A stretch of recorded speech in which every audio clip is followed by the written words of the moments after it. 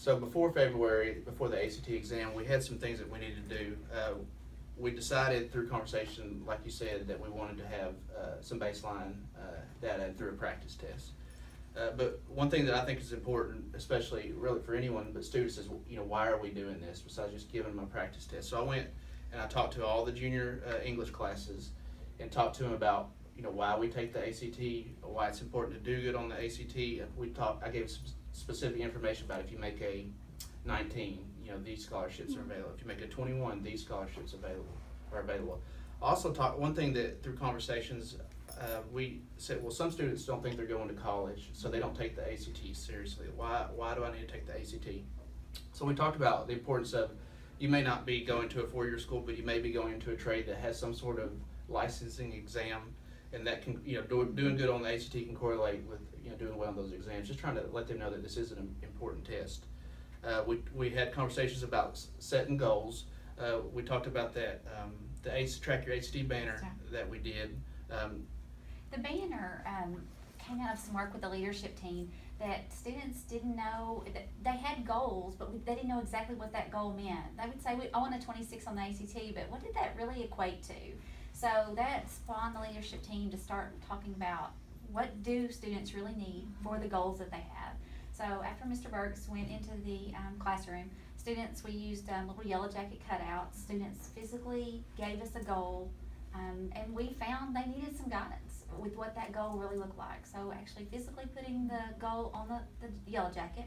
Then we have a banner that at that point that we wanted students to physically put where they wanted on that. We had goal markers and where their goal they personally set fit in our whole scheme for the school. So they physically put their yellow jacket on their goal to make it personalized. That banner included a QR code that gives, if y'all remember, college information. They could use the QR code and say, okay, what will a 19 give for me? What if I want to go to Arkansas State, what will a 23, what kind of scholarship am I eligible for? So that banner gave them a place to set the goal, a visual reminder they see in the cafeteria all the time, as well as tangible information that ties to the goal that they were setting. We did a really good job this year, I think, of making just kind of a culture of awareness and access, through our conversations with students in the classroom. When you visited those English classes, the banner was always public. You tweeted out a lot of things. You had some resources in the library. One thing we saw when we started emailing students and asking, telling them what new resources were in the Media Center, they would come. They checked out everything we had. We purchased some new materials, different versions of work, and they took everything that we offered. So they wanted it, and we realized how much they wanted the help if we would just provide them ways to get it. And on social media, it was about 10 days before the ACT test. I got to the ACT Chalk Talks and just put an ACT tip of the day for all the students on our Facebook and our Twitter page, just to remind them, and it was really just a tip for each day. So we talked to the students, and then they took the practice test, and then from there compiled some data and grouped some students based on that 14 to 17 range, and decided, okay, we need some specific intervention for these students. So we sent a survey out to teachers and said, okay, this is kind of what our plan is. We talked to the teachers and said we need some help, with intervention, through math, science, reading, and so on. So fortunately, we were able to get volunteers. Great volunteers, right? It's a lot of work. Like Morgan.